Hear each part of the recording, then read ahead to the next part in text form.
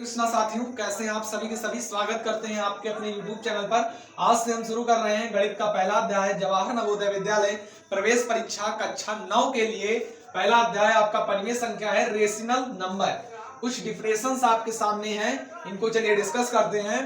प्राकृतिक संख्याएं, पूर्ण संख्याएं, पूर्णांक संख्याएं, सम संख्याएं, विषम संख्याएं, अभाज्य संख्याएं, भाज्य संख्याएं, सहभाज्य संख्याएं, परिमेय संख्याएं, वास्तविक संख्याएं, ये सब होती क्या है। प्राकृतिक संख्याएं क्या होती हैं, शॉर्ट में सभी डिफिनेशंस को डिस्कस करेंगे, लिखने की कोई जरूरत नहीं है, बस अपने माइंड में सेट कर लीजिए कि ये डिफिनेशन इस प्रकार है इन संख्याओं की। प्राकृतिक संख्या की डिफिनेशन क्या है, वे संख्याएं जिनका प्रयोग हम सामान्य गणना के आधार पर करते हैं। किस गणना के लिए करते हैं, गणना मतलब गिनती के लिए करते हैं। जैसे भैया वो संख्या आपकी हो गई 1 2 3 4 5, है ना, तो ये सब आपकी क्या है, प्राकृतिक संख्याएं हैं, है ना। क्या होती है डिफिनेशन, वे संख्याएं जिनका प्रयोग सामान्य गणना के लिए किया जाता है, प्राकृतिक संख्याएं कहलाती हैं। और भैया इनका अगर निरूपण किया जाए, इनका समुच्चय क्या होगा, मतलब उससे क्या कहते हैं भैया, इनके समुच्चय को किससे प्रदर्शित करते हैं, तो इनके समुच्चय को n से प्रदर्शित करते हैं, ठीक है। अगला क्या है, पूर्ण संख्याएं। तो पूर्ण संख्याएं क्या होती हैं, यदि प्राकृतिक संख्या में जीरो ऐड कर लिया जाए तो वो पूर्ण संख्या बन जाएगी। जीरो अगर ऐड कर लिया जाए तो वो पूर्ण संख्या बन जाएगी, पूर्ण संख्या, है ना। तो प्राकृतिक संख्या में जीरो सम्मिलित नहीं रहता है, और अगर जीरो अगर लगा लिया जाए प्राकृतिक संख्या में तो वो क्या हो जाएगी, आपकी पूर्ण संख्याएं हो जाएंगी। पूर्णांक क्या होती है, आपने संख्या रेखा देखी होगी, संख्या रेखा, हाँ भैया देखा तो है। जीरो होता है बीच में, फिर इधर प्लस का रहता है 1 2 3 4 5, इधर माइनस का 1, माइनस का 2, माइनस का 3, माइनस का 4, माइनस का 5, इस प्रकार से रहता। तो यही संख्याएं क्या होती हैं, आपकी पूर्णांक कहलाती हैं। भैया क्या कहलाती हैं, पूर्णांक कहलाती। और एक बात ध्यान रखिएगा, ये कौन सा है, ये धन पूर्णांक है और ये ऋण पूर्णांक है। और जीरो जो होता है ना ही ऋण पूर्णांक होता है और ना ही धन पूर्णांक आपका होता है। अगला देखिए, सम संख्याएं। तो सम संख्याएं वे होती हैं जो दो से विभाजित हो जाए, दो से सामान्यता या दो से कह लें कि पूर्णता विभाजित हो जाए, जो दो से पूर्णता विभाजित हो जाए वही क्या कहलाती है, सम संख्या। जैसे 24 है, 24 को 2 से भाग देंगे तो कितना आएगा, 12 आएगा। ये क्या भैया, सम संख्याएं हैं आपकी। विषम संख्या, वे संख्याएं जो दो से विभाजित नहीं होती हैं, वे विषम संख्याएं कहलाती हैं। वे भैया क्या कहलाती हैं, विषम संख्या। जैसे 9 है तो 9 क्या है, एक विषम संख्या है, ये दो से विभाजित नहीं होगी। अभाज्य संख्या, अभाज्य संख्याएं क्या होती हैं, अभाज्य संख्याएं वे संख्याएं होती हैं जिनका उभयनिष्ठ गुणनखंड, जिनका उभयनिष्ठ गुणनखंड वह संख्या स्वयं हो, वह संख्या स्वयं हो या एक हो।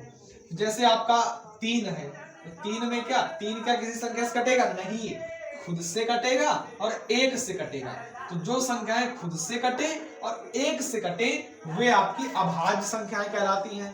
भाज्य संख्याएं क्या होती हैं, तो भाज्य संख्याएं भैया जी वे संख्याएं जिनका एक, वे संख्याएं जो एक से कटे, जो संख्या हो स्वयं से कटे और अन्य भी संख्याओं से कटे। जैसे आप 24 ले लीजिए, 24 एक से भी कटेगी, 24 24 से भी कटेगी, लेकिन अगर ये मतलब इस प्रकार से तो ये तो अभाज्य होती। लेकिन 24 इस प्रकार कटे लेकिन और भी संख्याओं से कटे, ये 12 से भी कटेगी, ये 2 से भी कटेगी, है ना। तो जब ये कई दो एक से अधिक और संख्याओं से कटे तो ये आपकी भाज्य संख्याएं कहलाती। इसके अतिरिक्त स्वयं और एक के अतिरिक्त यदि अन्य संख्याओं से वह संख्या कट रही है तो वो संख्या आपकी क्या होगी, भाज्य संख्या होगी।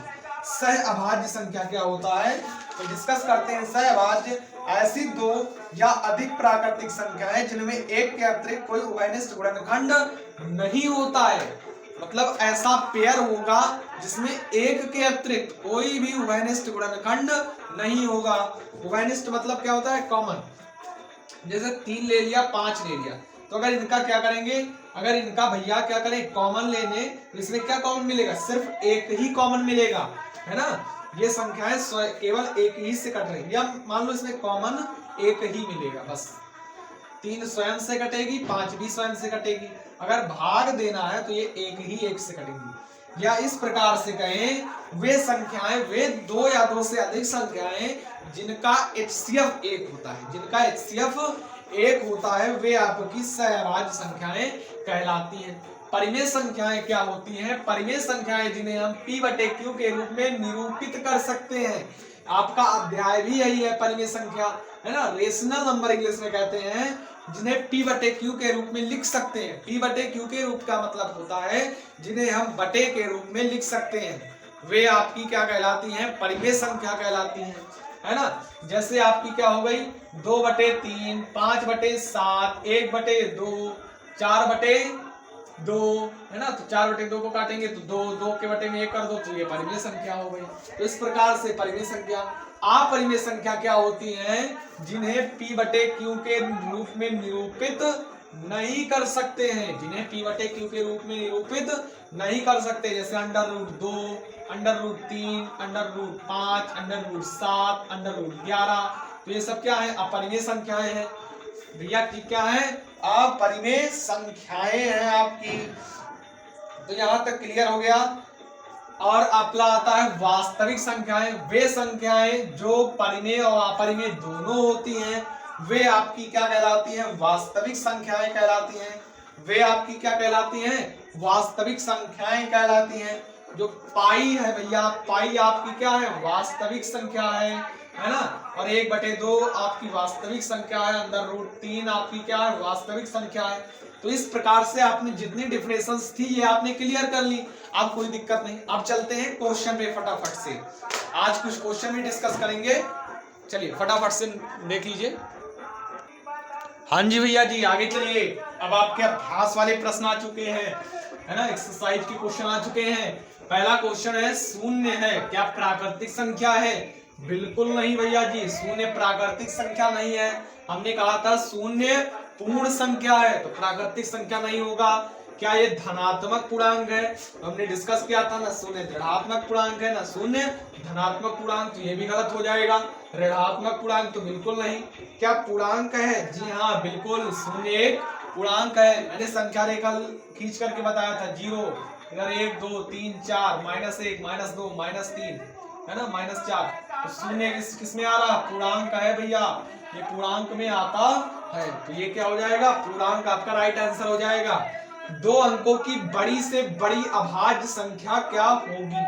क्या 93 होगी? तो 93 भैया 3 से कट जाएगा, बिल्कुल नहीं होगी, है ना भैया, ये बिल्कुल भी नहीं होगी। क्या 97 होगी? क्या 89 होगी? क्या 101 होगी? तो ये सब जो संख्याएं हैं ये सब विभाजित हो रही हैं, तो है ना, तो ये सब नहीं होंगी। तो इसमें आपकी 97 जो है एक अभाज्य संख्या है भैया जी, 97 आंसर आ जाएगा। अगला देखिए, जल्दी से फटाफट से आंसर करिए।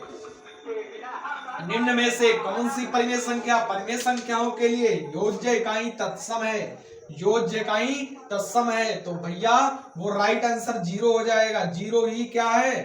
परिमेय संख्याओं के लिए योज्य इकाई तत्सम है। तो ये याद रखिएगा, ये पेपर में आपको मिलने के चांस है, इंपॉर्टेंट है भैया जी। 0/5 का गुणन प्रतिलोम है। तो ये भैया जब किसी भी संख्या से 5 को जिसे 0 से भाग दिया तो 5 0 जा 0, फिर आया, फिर 0 0 0 0 0, बहुत बार 0 आ गया, तो इसका मतलब इसको परिभाषित नहीं किया जा सकता है। तो परिभाषित नहीं है, आपका आंसर हो जाएगा। तो अब आंसर सीट लिख देते हैं। 1 का 1B, 2 का आपका B नंबर, 3 नंबर, 3 में क्या होगा? A नंबर, 4 का क्या होगा?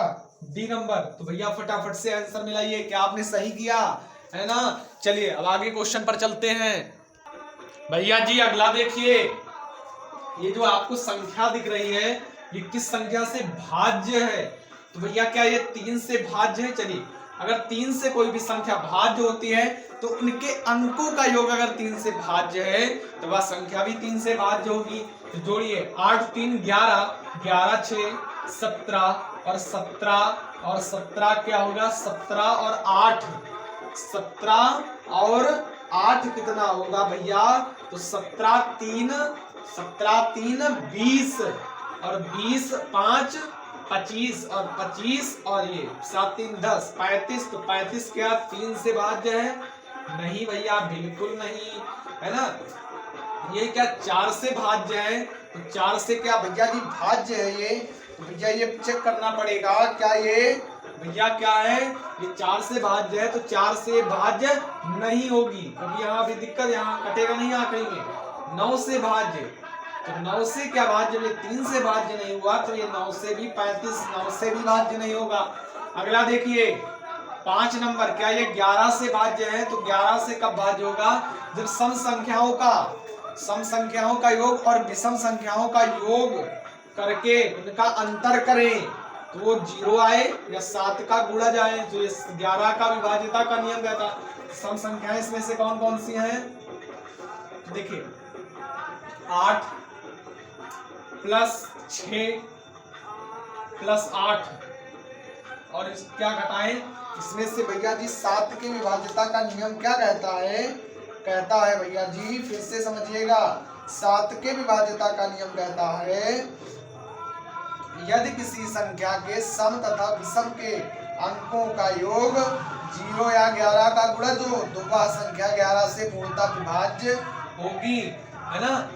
तो अब इसका अंतर करेंगे, अब इसमें से कौन सी संख्या जोड़ेंगे, इसमें 7 प्लस 3 प्लस 3, तो 8 8 16, है ना, 8 8 16, 16 4 20, 2 22 माइनस 7 3 10, 10 3 13, तो ये आपकी 9 आ जाएगी, कितनी आ जाएगी, 9 आ जाएगी। तो ये क्या 11 से भाज्य है भैया, क्या ये 11 से भाज्य है ना।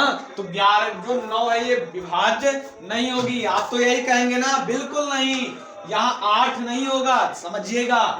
11 की विभाज्यता का नियम कहता है, क्या कहता है भैया, 11 की विभाज्यता का नियम ये कहता है कि सम संख्याओं, सम स्थान की संख्या, तो सम स्थान की संख्या, तो सम स्थान की संख्या देखो, ये 1 है, ये 2, ये 3, ये 4, ये 5, ये 6, ये 7, सम कौन सी है, ये इन तीनों को जोड़ करेंगे, है ना भैया, इन तीनों को क्या कर देंगे, जोड़ देंगे, 3 6 3 3 6 3, और विषम संख्याओं वाली जोड़ देंगे, तो 8 8 8 16, 8 8 16, और 16 7 कितना होता है, 16 7, तो 16 4 20 3 23, और 23 में से कितना चला जाएगा, 6 3 9, है ना, 3 3 6 6 12, जाएगा 11, तो 11 क्या 11 से विभाज्य है, बिल्कुल हाँ, इस प्रकार से। तो पहले जो डिफिनेशंस हैं आप उनको गौर से पढ़िएगा, गलती यहीं पर होती है, मैं आपसे मिस्टेक करा रहा हूं, देखो कैसे आप डिफिनेशन पढ़ेंगे, आपको डिफिनेशन में लगेगा कि भैया डिफिनेशन बोल रही है कि सम संख्याओं का योग और विषम संख्याओं का योग घटा दिया जाता है, अगर 0 आए या 11 आए तो वो 11 से विभाज्य होती है, 11 नहीं, 11 ना आए, 11 से विभाज्य होने वाली कोई संख्या है, लेकिन ऐसा नहीं है। डिफिनेशन को जब आप गौर से पढ़ेंगे तो कहेगा कि सम स्थान वाली संख्याओं को विषम स्थान वाली संख्याओं को आपस में घटा दिया जाए, यदि भैया अंतर 0 आए या 11 से विभाज्य होने वाली कोई संख्या आए तो वो भैया 11 से विभाज्य होगा। तो जब भैया हमने घटाया तो 11 आया, तो 0 तो नहीं आया, 11 आया, तो 11 भैया 11 से विभाज्य है, इसलिए डी नंबर आपका ऑप्शन सही होगा। निम्न में से कौन सी 9 से भाज्य है, तो इनमें से कौन सी संख्या 9 से भाज्य है, तो 9 से विभाज्यता का नियम कहता है जिनके अंकों का योग 9 से विभाज्य हो वे संख्याएं आपकी क्या होंगी, 9 से विभाज्य होंगी। तो फटाफट से जोड़ते हैं, 8 5 कितना होता है 13, और 13 4 17, 17 2 19, 19 3 22, 22 5 22 5 27, 27 और 27 7 कितना होता है 34। क्या ये 9 से विभाज्य है भैया जी, बिल्कुल नहीं है, 34। 8 8 16, 16 5 21, 21 4, 21 4 कितना होता है 25 3 28, 28 2 30, 3 3 36, 36 9 4 36, खट से आंखी मूंद के मार दो। सी नंबर आपका ऑप्शन सही हो जाएगा भैया जी, सी नंबर 6 का सी। 36 9 से विभाज्य है ना, तो ये संख्या पूरी विभाज्य हो जाएगी। यदि 1 5 7 यहाँ स्टार लगा है, 2 3 4 3 से विभाज्य हो तो स्टार के स्थान पर निम्न में से कौन सी संख्या होगा। पहले भैया पानी पी लेते हैं थोड़ा सा, तब पढ़ाते हैं।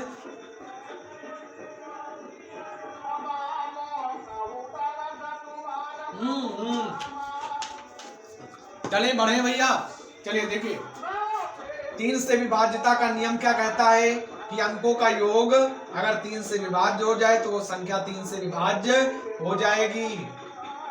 तो भैया इन अंकों को जोड़ेंगे, 4 3 7 2 9 9 7 16 16 5 21 1 22 22 में ऐसी कौन सी संख्या जोड़ दें कि वो विभाज्य हो जाए 3 से। तो 22 में अगर 1 जोड़ेंगे तो 23 आएगा, बिल्कुल नहीं होगा। 22 में 0 जोड़े, बिल्कुल नहीं होगा। 22 में अगर 2 जोड़ दे तो कितना हो जाएगा 24, और 24 क्या है 3 से विभाज्य है, बिल्कुल हाँ भैया 24 3 से विभाज्य है। तो स्टार के स्थान पर 2 लिखेंगे, तब भैया 22 में हम 2 जोड़ेंगे तो संख्या है 24, और 24 भैया 3 से विभाज्य है। तो ये आपकी संख्या 2 हो जाएगी, राइट आंसर 2 होगा। कोई संख्या 11 से भाज्य है यदि उसके सम तथा विषम स्थानों के अंकों का योग का अंतर हो, अंकों का योग का अंतर हो। भैया इसमें पूछ रहा है 11 की विभाज्यता का नियम, तो वो क्या 3 का गुणज होना चाहिए, ऐसा कुछ नहीं पड़ा। 0 या 11 का गुणज होना चाहिए, ऐसा कुछ नहीं पड़ा। 5 का गुणज होना चाहिए, ऐसा नहीं। 0 या 7 का गुणज, 0 या 7 का गुणज, 0 या 7 का गुणज। देखो 2 संख्याएं रिपीटेड हो गई, 0 का गुणज नहीं होना चाहिए भैया, 0 होना चाहिए या 7 का गुणज। 0 या 7 का, अरे सॉरी 7 का गुणज नहीं, 7 का गुणज नहीं, 11 का गुणज होना चाहिए। ये वाला ऑप्शन आपका सही होगा। थोड़ा सा बुखार भी है ना, तो थोड़ा दिमाग भी नहीं काम कर रहा है आज, है ना, और बहुत यहाँ पर खड़े होने में बहुत भैया थका लगती है, तो इसलिए भैया वीडियो को लाइक जरूर कर दीजिएगा, है ना। तो 11 की विभाज्यता का नियम क्या कहता है, यदि संख्या 0 आवे या 11 का गुणज आवे तो वो संख्या 11 से विभाज्य होगी, है ना। 7 बात वाला कुछ नहीं, सब काट दो। तो इस प्रकार से हमने 8 क्वेश्चन इधर कर लिए और डिफिनेशन समझ ली। तो अब कल की क्लास में हम करेंगे 9 नंबर से 30 नंबर तक के सवाल, 9 नंबर से 30 नंबर तक के सवाल। तो आज की क्लास यहीं तक 20 तक कर लेंगे। चलिए देखते हैं, जैसा ही टाइम रहेगा और जिस प्रकार से हमें क्लास से लेने में सक्षम रहेंगे उस प्रकार से करेंगे। तो चलते हैं, आज की क्लास यहीं तक रखते हैं। आई होप कि जितने सवाल क्लियर कराए हैं वो आपको क्लियर हो गए होंगे। चलिए तब तक के लिए बाय बाय। चैनल को सब्सक्राइब करना बिल्कुल भी मत भूलिएगा।